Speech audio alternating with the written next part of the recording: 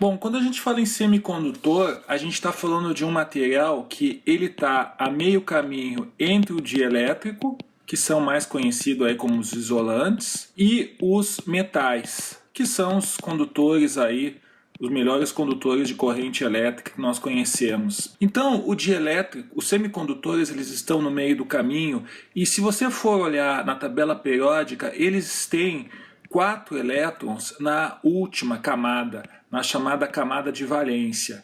Então, como a gente sabe que você quer sempre ter 8, você quer ter sempre 8 elétrons na última camada, o que acontece? Para esse semicondutor, tanto faz ele ficar com 8, ou receber 4 ou doar 4. Então ele está no meio do caminho entre doar ou receber elétrons para preencher os 8. Quais que são os semicondutores comuns? Quase todo mundo conhece o silício, mas o primeiro semicondutor usado na prática foi o germânio. O silício e o germânio existe um material composto hoje também usado bastante, que é o arseneto de galho. Todos esses materiais aqui, no caso do silício e germânio, eles são materiais simples, eles estão na eles estão na coluna da tabela periódica, que corresponde a 4 elétrons. O arseneto de galho tem 4 elétrons também, mas ele é um material composto. Esses materiais semicondutores que têm 4 elétrons na última camada são denominados também, no contexto aí de engenharia elétrica, materiais intrínsecos. Ou seja, são materiais puros, eles têm, é o silício puro, é o germânio puro, ou ele é o arseneto de galho puro. Todos eles têm apenas 4 elétrons. O que acontece? Você pode adicionar outros materiais em cima do silício, em cima do germânio, em cima do arseneto de galho, de forma a fazê-los virarem os chamados materiais semicondutores extrínsecos. Eles podem ser ou materiais doadores de elétrons ou materiais aceitadores de elétrons. Então, como você está percebendo, o material doador ele vai doar elétrons, ele vai ter a tendência de doar elétrons, então você já pode imaginar que ele deve ser um material que tem 5 elétrons na banda de valência, e os materiais aceitadores, eles vão receber elétrons, ou seja, eles querem receber elétrons, eles devem ter coisas de 3 elétrons na banda de valência. Então, a gente tem com 4, recapitulando, nós temos com 4 na camada de valência os intrínsecos, com 5 os doadores e com 3 os aceitadores. Quais são esses materiais que a gente conhece? Os doadores com 5 elétrons, a gente pode falar do arsênio, que é um material extremamente venenoso, e com 3 elétrons nós podemos falar do galho. Você pode olhar na tabela periódica, você vai ver mais alguns outros tipos de materiais. Esses materiais são materiais que não são semicondutores, os semicondutores intrínsecos são apenas esses 3, entre outros, né? Hoje já se conhecem outros, mas na realidade, sendo mais específico, o que é um semicondutor? Essa definição que eu coloquei no início, que ele está a meio do caminho entre o dielétrico e entre o metal, ela não é bem verdade. Na realidade, uma definição mais precisa do semicondutor é a seguinte: o semicondutor é um material cuja condutividade, que é o inverso da resistividade, se você quiser assim, né? A condutividade, que é o inverso da resistividade, é função da temperatura. Ou seja, ele varia bastante com a temperatura do meio ambiente ao qual ele está submetido. Se você for analisar, vamos pegar aqui um caso de um metal, uma barra de metal, ela não vai variar, se você pegar aqui uma barra de metal, ela não vai variar. Se você colocar aqui uma chama embaixo dela, ela vai variar a temperatura, mas a resistividade, né, quantos ohms existe nessa barra, praticamente não varia, sei lá, de 60 a 80 graus Celsius. Isso não vai variar muito. O mesmo vale, né, vamos colocar aqui em verde, um dielétrico. Um dielétrico, ou seja, um isolante, o que a gente pode imaginar? Um pedaço de madeira, né, um pedaço de madeira aqui, ele não varia a resistividade em ohms aqui de uma barra, se você também variar aí de 60 a 80 graus, 20 graus Celsius, 30 graus Celsius. Isso já não é verdade no caso dos semicondutores. Os semicondutores, eles variam bastante, então a derivada da condutividade com a temperatura, ela é grande, muito maior do que no caso do metal e do que do dielétrico. Essa é a principal característica do semicondutor que você tem que guardar na sua cabeça. Seguindo aqui o nosso estudo, como você fala, se você lembrar lá, a gente lembra, no caso dos materiais, um negócio chamado diagrama de energia.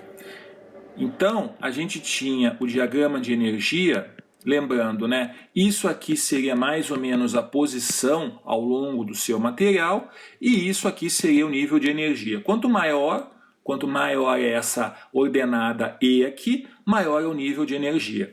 Então a gente tinha, no caso, o material geral, a gente tem o quê? A banda de condução, a banda de valência e no caso do nosso semicondutor, do nosso dielétrico, nós temos o chamado band gap, ou seja, ou zona proibida aí em português.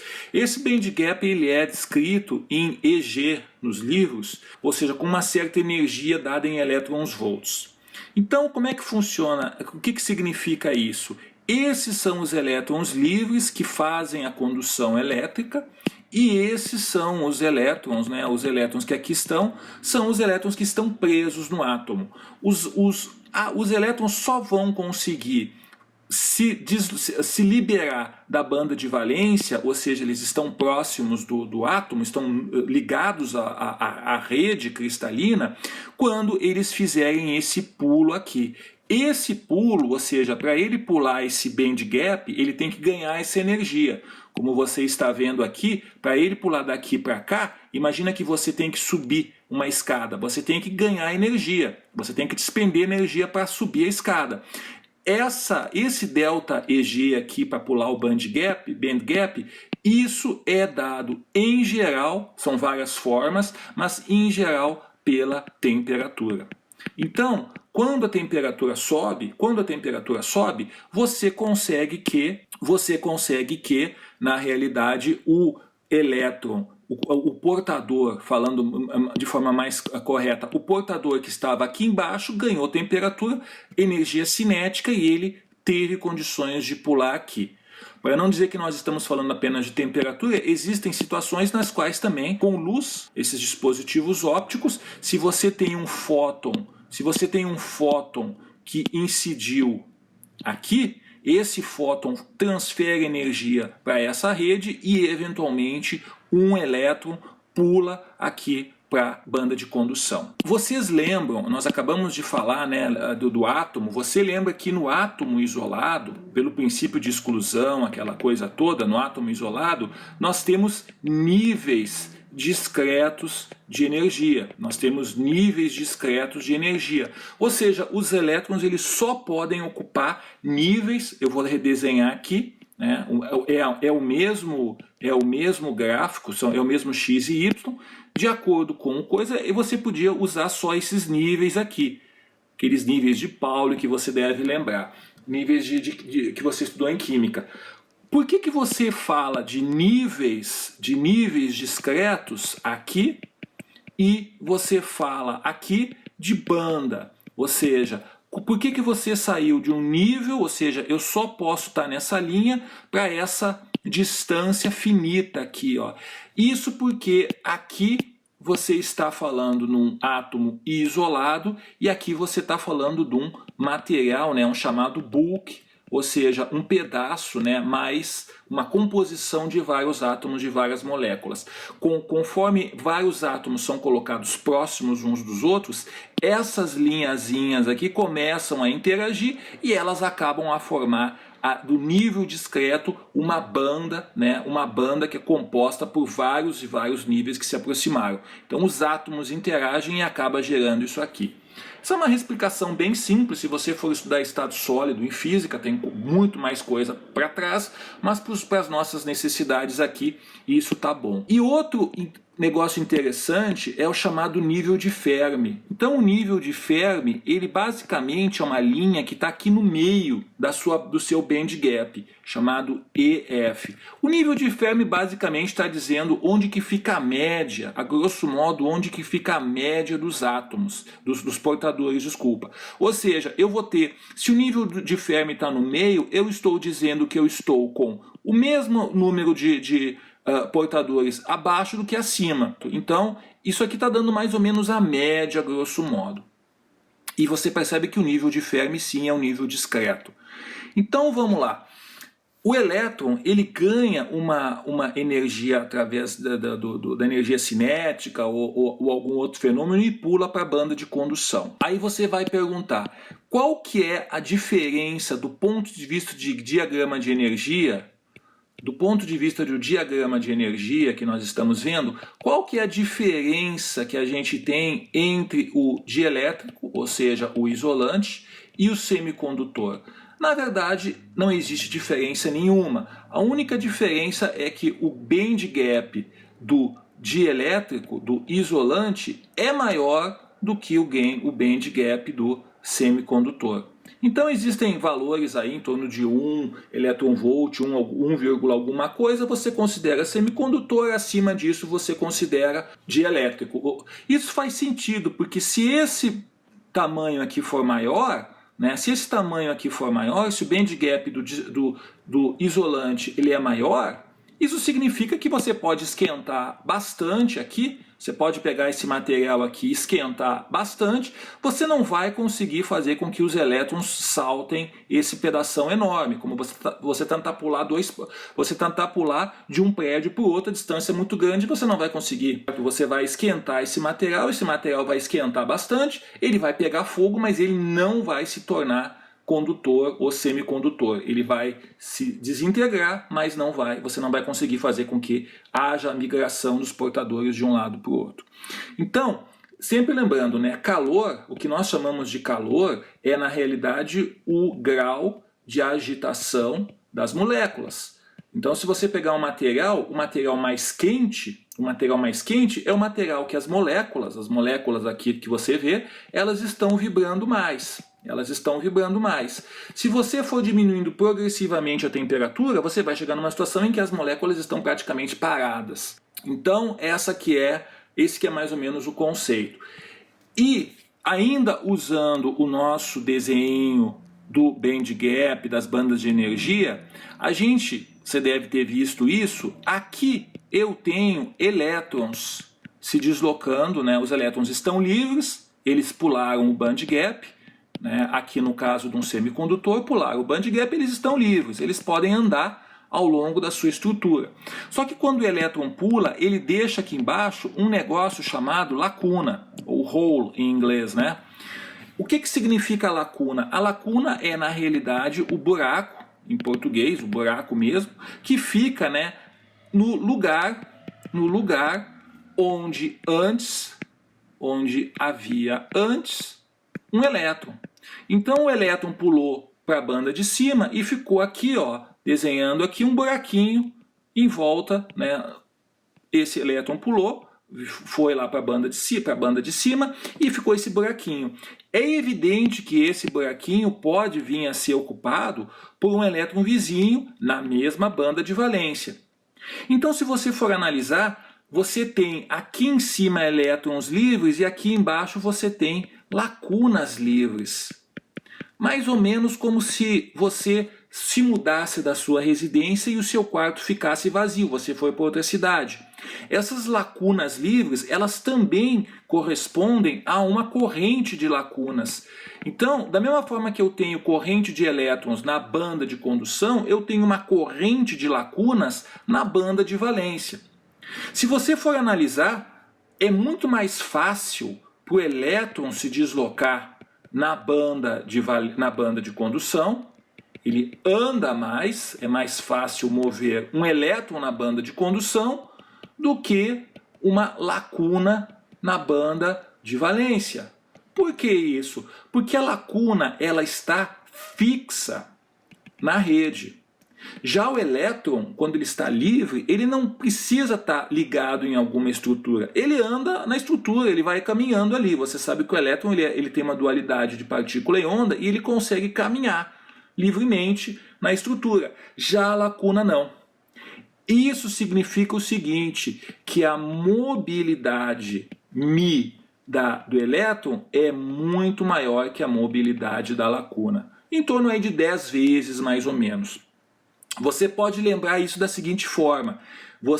Quando você vai para outra cidade, você tem muito mais opções de onde você vai dormir. Você pode ir para o hotel, para a casa de uma pessoa, de um amigo seu. Você tem N opções. Já a residência que você morava na outra cidade, que você abandonou o seu quarto, outras pessoas podem dormir lá. Mas ele está fixo, o quarto está fixo numa residência. É uma analogia que você pode estar usando. Então, a mobilidade do elétron é muito maior do que a mobilidade da lacuna. Por isso, né, quem fez curso técnico, o transistor NPN, ele é melhor que o transistor PNP. Porque esses transistores, nós vamos ver depois, são baseados em elétron e esses são baseados em lacuna. Como os elétrons são mais rápidos do que as lacunas, você consegue desempenhos melhores com os transistores NPN do que com aqueles PNP. Então a ideia é mais ou menos essa. Uma última coisinha, embora não faça parte aqui, o metal ele não possui band gap. Na realidade, os metais, tudo se passa como se toda a estrutura fosse uma, entre aspas, banda de condução. Então qualquer elétron que está num metal, ele é factível, ele é possível de ser transmitido, de ser conduzido e ser deslocado ao longo da rede. Então o metal não tem band gap, o dielétrico, o isolante, tem um band gap que é um pouquinho maior do que aquele do semicondutor. Muito bem, então esse material, do ponto de vista de engenharia, esse material silício, vamos supor, o intrínseco, ele tem muito pouco uso na prática. Ele só tem uso quando ele se torna quando ele se submete a um processo chamado de dopagem. O processo de dopagem, ele fica um material chamado extrínseco, agora ele se chama extrínseco, e ele pode ser um material tipo N ou um material tipo P.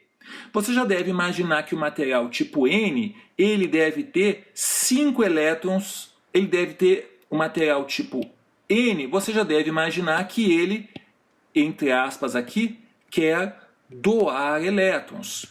E o material tipo P quer receber elétrons. E se você viu a palavra dopagem, você já deve imaginar que dopar significa inserir outro material. Pela lógica, o material tipo N deve ser um material com 5 elétrons na banda de valência e o material tipo P, como nós falamos, deve ser aquele com 3 elétrons na banda de valência. Então, dopagem significa isso. Você pega um material chamado silício, que tem 4 elétrons na banda de valência, coloca num forno, né, a grosso modo, você esquenta esse negócio com uma resistência aqui, e aqui ó, você coloca um pouquinho de material aqui, vamos supor um material tipo N, um doador, com 5 elétrons na banda de valência, e devido ao calor, esse negócio esquenta, começa a sair um pouquinho de vapor desse material tipo com 5 elétrons na banda de valência. Esse vaporzinho vai se grudando aqui. Quanto mais tempo você deixa esse negócio no forno, mais o material penetra dentro do silício. Depois esse material de silício, depois de um certo tempo, com temperatura controlada, esse material de silício vai ser considerado um material tipo N ou um material tipo P. Você vai dizer o seguinte, puxa, mas isso aí coloca quase nada de... o processo de dopagem é um processo muito ruim, porque poucos átomos dos doadores, aqui são chamados, né, doadores, e poucos átomos dos receptores acabam entrando no silício, o que é verdade. Então, a dopagem são muito poucos átomos que conseguem entrar dentro do silício. Ou seja, não é meio a meio, 1/10, é uma porcentagem minúscula.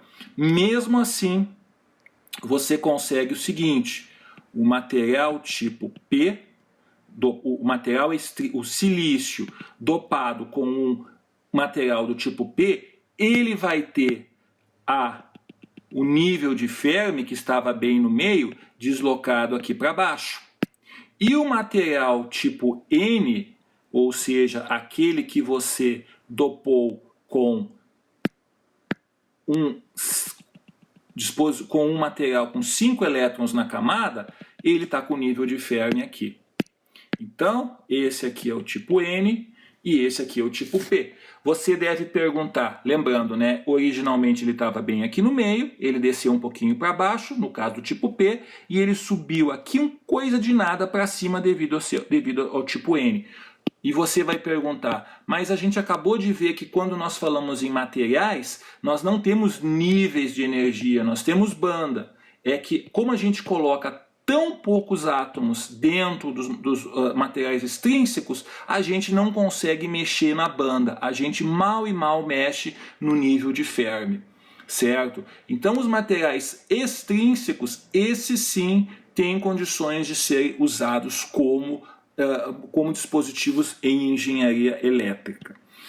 Então, o que acontece? Se eu pegar, por exemplo, um material tipo P, e esse material tipo P e ligar numa bateria, isso não se faz na prática, vai queimar, mas só para o nosso no estudo aqui de forma didática, o que vai acontecer?